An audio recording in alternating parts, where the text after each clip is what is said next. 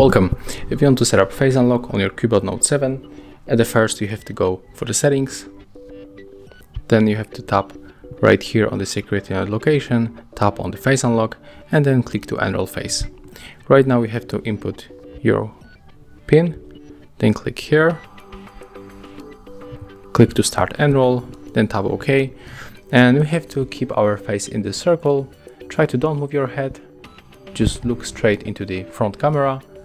As you can see, face was enrolled. So right now when we lock the device and try to unlock, we can easily do it by using our face unlock protection. Thank you guys for watching, leave thumbs ups, comments and subscribe to our channel. See ya!